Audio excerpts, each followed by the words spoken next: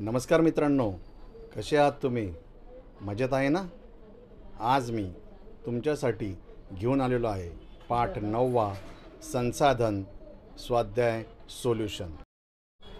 प्रश्न पहिला, खालील प्रश्नांची एका वाक्यात उत्तरं द्या. नंबर 1, नैसर्गिक वनस्पती कोणाला म्हणतात? उत्तर, मानवाच्या मदतीशिवाय स्वतःहून वाढणाऱ्या वनस्पतीला नैसर्गिक वनस्पती म्हणतात. नंबर 2, वन्यजीवांमध्ये कोणाचा समावेश होतो? उत्तर, वन्यजीवांमध्ये विविध प्राणी, पक्षी, कीटकांचा समावेश होतो. नंबर 3, वनस्पतींचे वर्गीकरण कोणत्या आधारे होते?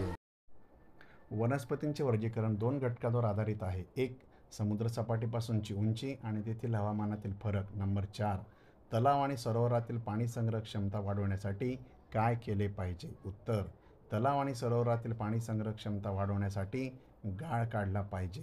प्रश्न दुसरा, खालील प्रश्नांची उत्तरं द्या. प्राप्तिस्थानाच्या आधारे संसाधनांच्या प्रकारांचे थोडक्यात वर्णन करा.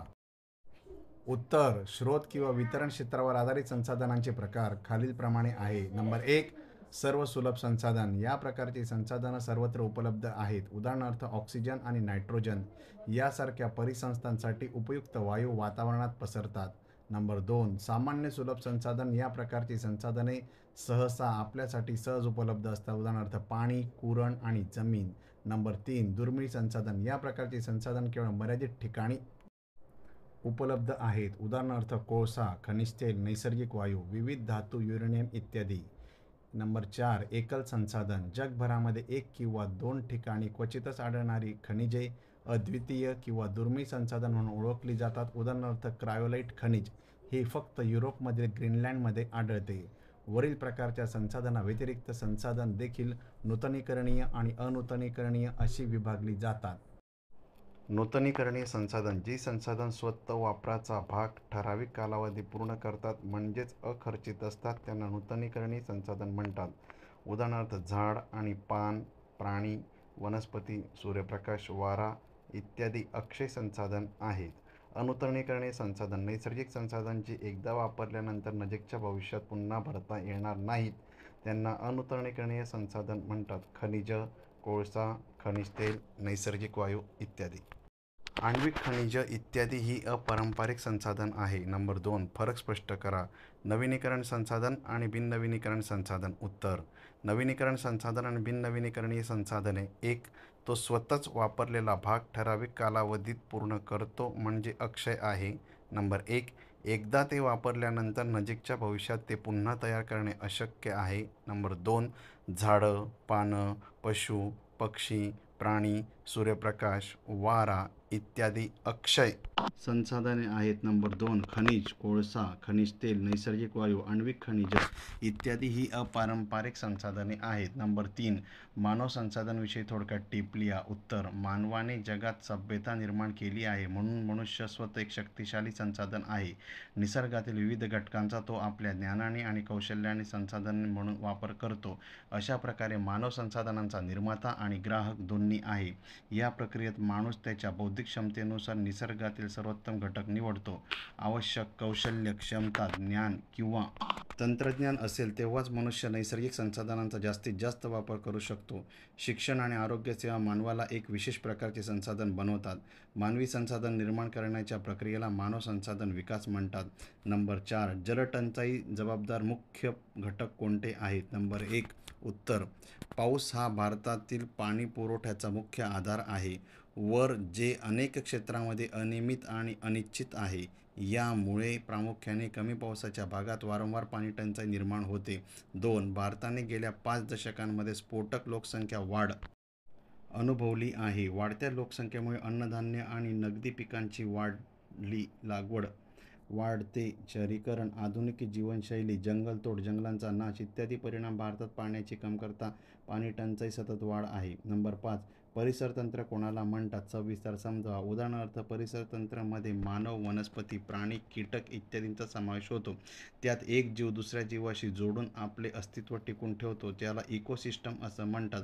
वनस्पती आपल्या अनेक गरजा पुरवतात. ते प्राण्यांना नैसर्गिक अधिवास, निवारा आणि अन्न प्रदान करते. वनस्पती वातावरणातील ऑक्सिजन आणि कार्बन डायऑक्साईडचे संतुलन राखतात. वनस्पती जंगल, लाकूड, इंधन, लाकूड, औषधी वनस्पती आणि उद्योगांसाठी कच्चा माल पुरवतात. हे काही गृह उद्योगांसाठी बांबूसारखे साहित्य पुरवते. याशिवाय डिंक, लाख, मध, रबर, विविध फळं इत्यादी त्यांची दुय्यम उत्पादने आहेत.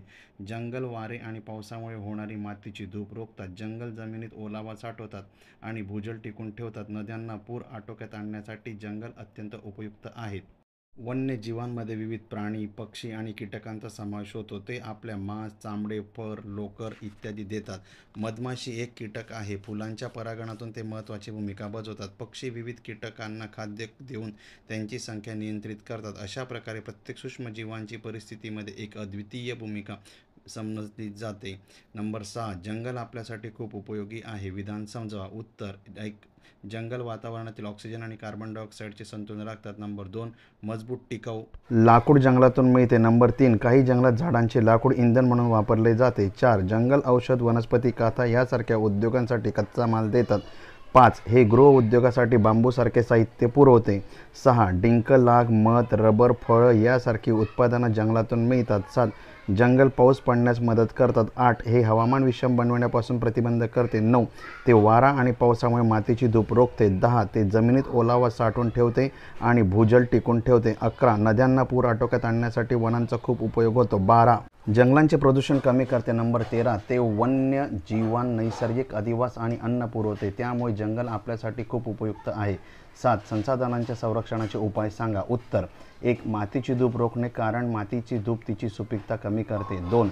शेतात रासायनिक खतांचा वापर केल्याने दीर्घकाळात मातीची गुणवत्ता कमी होते. त्यामुळे त्याचा विवेकपूर्ण वापर करा. शक्य असल्यास जमिनीच्या पोषणासाठी खतांचा वापर करा. 3. शेताला जास्त सिंचन केल्याने जमिनीची उत्पादकता कमी होते. त्यामुळे ठिबक सिंचन पद्धतीचा वापर वाढावा. नंबर 4. पिकांवर कीटकनाशकांचा वापर करून जमीन आणि जलस्रोत प्रदूषित होतात.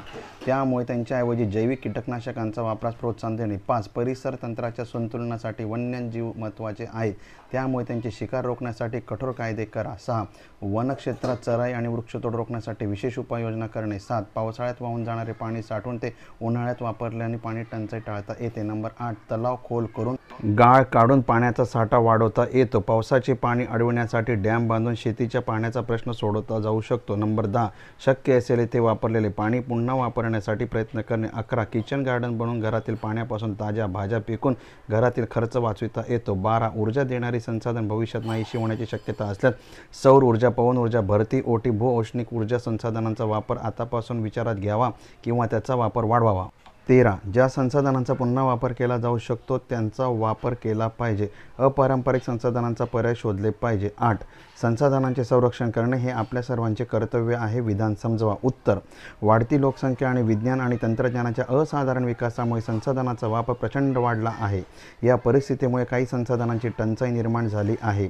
या साधनांच्या कमतरतेमुळे माणसाची आजची प्रगती आणि त्याची आधुनिक जीवनशैली टिकवणे कठीण होईल. भविष्यात संसाधनांचा तुटवडा टाळण्यासाठी संसाधनांचे संवर्धन करणे अत्यंत आवश्यक झाले आहे. त्यासाठी संसाधनांचा नियोजनबद्ध, किफायतशीर आणि न्यायिक पद्धतीने वापर केला पाहिजे. प्रश्न 3. खालील पर्यायातून योग्य पर्याय शोधा आणि लिहा. रासायनिक खतांचा वापर दीर्घकाळ केल्याने ए. जमिनीची गुणवत्ता कमी होईल. 2. खालीलपैकी कोणते संसाधन नूतनीकरणीय संसाधन नाही? बी. खनिज कोळसा. 3. खालीलपैकी कोणते संसाधन दुर्मिळ संसाधन आहे? बी. खनिज तेल.